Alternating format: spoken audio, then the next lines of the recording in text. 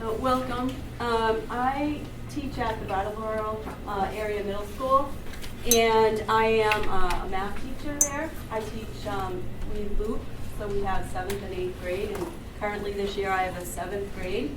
But we had a great commitment from the faculty at our school that we had, I think it was 16 or 17 teachers who all attend MGI this past summer. And we had done a one-to-one rollout the year before. And it went really well, actually, for really what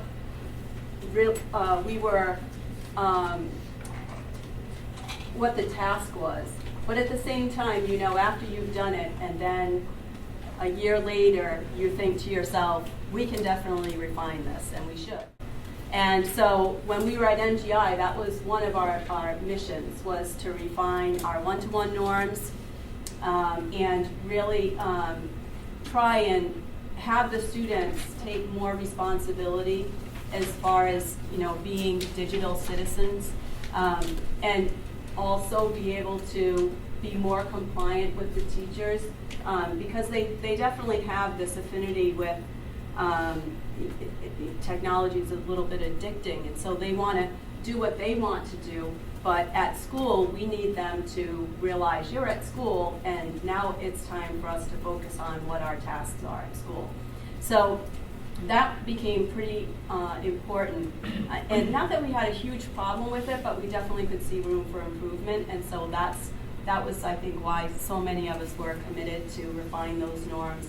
And this year I teach the 7th grade, and so we had a new group of students coming in so we could start totally fresh. The 8th grade already had Chromebooks, and so we knew they already have kind of a past performance. But we still apply our revised one-to-one norms on them as well. But the 7th grade, we got to totally start with this year of experience behind us and refining our norms. And I did a action research project, and this is the abstract of my action research project, and below is the Google site that exists on. So I happen to incorporate that just to see really how formally you can write it if you need to. And anybody could probably go to it if you were doing something similar.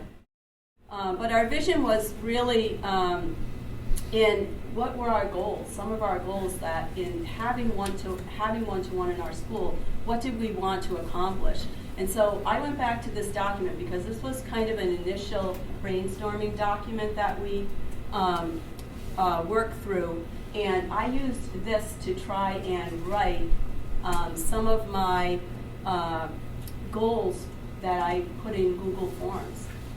And I sent this out to the teachers because I wanted to see what the difference in the student behaviors really were. Like, after refining our norms and putting all this in place, all of us taught digital citizenship. Every teacher committed to teaching a part of digital citizenship. So every teacher in the school was teaching this. So that was great as far as the students actually seeing it come from all their teachers, not just core teachers, but exploratory teachers as well, and our special educators as well. Everyone did it.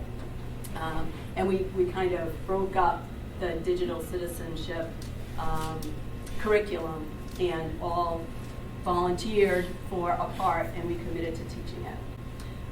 And in doing that, I created a form based on some of our goals that came out of these vision statements. And so the ones that I've underlined, using technology to do things they wouldn't have ordinarily been able to do, that was something that I put into the form. So the ones that I underlined, I really targeted when I was doing my action research project. So these were other ones, time management on the part of the students. Using the one-to-one, was it going to result in students being more efficient, the classroom running more efficiently? Would the students take responsibility as far as using their Chromebooks in a responsible way, and synthesizing and not analyzing, that should be a Z, sorry about that, that's the original document, being confident with making judgments about the quality of information, and that kind of resulted from the digital citizenship curriculum that we used. That was a really important, I thought, part of digital citizenship. Being responsible. I love this one. Read an extended piece of text, multi-paragraph pieces of text. And I underlined that one because our English teacher really committed to that. And he has some great work that he's done with students actually writing their own text, highlighting it, analyzing it. I know he's really worked very hard on that and done some great work in the PLPs as far as providing evidence that speaks to that. Another thing was, and this was huge, was what we do as teachers and what we ask them to do with the Chromebooks really needs to be relevant to them. And I think the work that we've done on PLPs, I always think of that, and hopefully I present that also to the students, that what they're doing is relevant, and that they feel that. So during the first 6 weeks of school, we all took turns, and then we revised the incident log. We actually started using it, and then very quickly we realized it wasn't so great, and we revised it quickly. That was probably within the first week or two. And now it's really a very good system. The team that I'm on, we use it pretty religiously. I mean, we are committed to using it, and I can tell you that sometimes when I have a student maybe leaving a Chromebook or something like that, I'll say, you know, if you need to do this, or I'm going to have to report it in an incident log. Boom, they don't. That just changes their behavior and gets them redirected to what they should do. I think also we went to one-to-one, and the students also, after a period of time, like 6 weeks, we allowed the students to be able to take the Chromebooks home. And that was I think a huge piece, because they really like to take their Chromebooks home. So them ever losing the ability to take their Chromebooks home, they really don't want that to happen. So this is some of the data findings in the research that I did. The first question was, I really just wanted to get a read on the teachers in our school, like how comfortable they were using Chromebooks, because you can do I can do this research, and if I don't know how comfortable they are, it's going to give me a window and insight into, how they feel. But, overall, very comfortable, 40%, somewhat comfortable, 50%, but combined, that's about 90%. I mean, I felt pretty good about that's the way our teachers responded. And so I think we have, kind of a positive attitude as far as using the Chromebooks in our school. And I was really pleased to see that.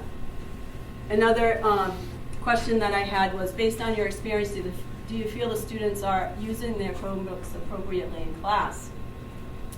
Because, when you're teaching in class, you can't, as much as you try, you can't watch what they're doing on those screens all the time. And but if you're going to use them, you really need to kind of trust them as well, because you want the lesson to move and you want them to learn certain things. And so the teachers, 56% of the teachers said most of the time. Okay, and just from my read on the school, I think that's an improvement, big improvement over the year before. Combined with sometimes and most of the time, that's about 75%. So three-fourths of the teachers feel that that the kids are using them appropriately. Okay, I saw that as pretty positive. And the responses from the teachers in our school, it was mixed. Like, most of the teachers responded to my questions. So this is all of our exploratory teachers, our special educators, everyone in the school got the survey. and it had a pretty good response back. So I thought that was pretty positive. Obviously we still have a little bit of work to do here, but I think that's an improvement over last year. Another thing I looked at was if the students were more compliant compared to last year. And that, I thought, spoke volumes. More compliant, 72%. Okay. And so that can be like, okay, it's time to close. For example, I'll do some things in my class, in my math class, I just want to get a read, like a quick assessment. And so to transition, okay, go on your Chromebook, you know, and it's over in 10 minutes. When you're done, close the Chromebook. I expect it closed. Like when you're finished, I shouldn't have to repeat myself, you know, very often. That kind of, you know, I'm not going to go check some other account. No. Like, so we can move on and go to the next activity. So, and I find that to be pretty positive, and that's my experience in the class.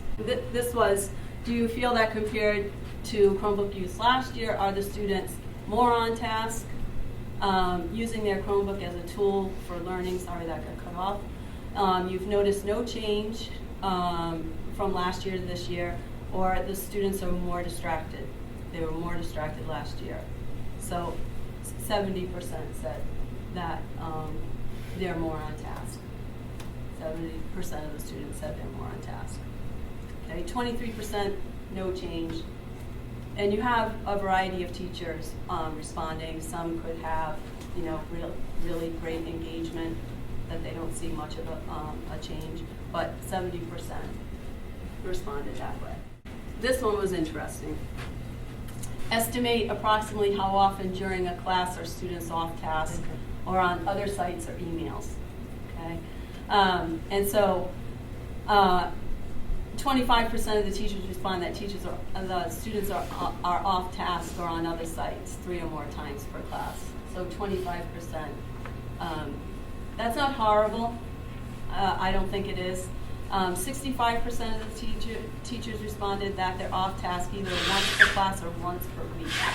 That is really small. That's small. I mean, some kids, we have, the grading is on PowerSchool. They could check PowerSchool. You know, generally, I think that's pretty positive. Are students using their Chromebooks efficiently and wisely? Okay. So here, 52% of the teachers stated the students that are using their Chromebooks more efficiently, and they complete and enhance their assignments. And 35% of the teachers reported that students were using their time wisely.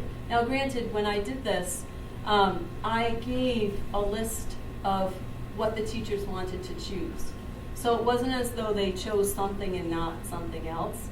It was one or the other what they thought. Both things are good, but only 10% of the teachers reported that students were not using their Chromebooks wisely. That's pretty small, considering this is pretty much all the teachers in the school. This was a great one. Is it your experience that Chromebooks allow the students to do things they wouldn't have been able to do otherwise? If you combine the absolutely and the sometimes, you know, you have, you know, almost 90%. 90%. So that was great. And do Chromebooks improve efficiency for the students? Do they improve efficiency? This was kind of interesting. Students are using less paper and are more efficient. And you can see, especially from language arts, social studies, that kind of thing, those classes, it's nice that they can revise before they print. And so I think that's why those numbers were so high. 1/3 of teachers reported that there's no change, about 1/3, no change as far as efficiency. Okay, so are students synthesizing, analyzing, being confident with making judgments about the quality of information? So we have 41% responded more this year, and 60% said they don't see a change. So this was one of our goals, and so I think as far as this This response, we could definitely work, this would, be, to me, be an area of growth that we could actually target and try and put something together so that we achieve a little more, a better percentage of the use of using the Chromebook and targeting the analysis and synthesizing information. So, still room for growth. And these are some of my conclusions. So, you know, basically, I think based on the data, we definitely improved how we were doing from the year prior.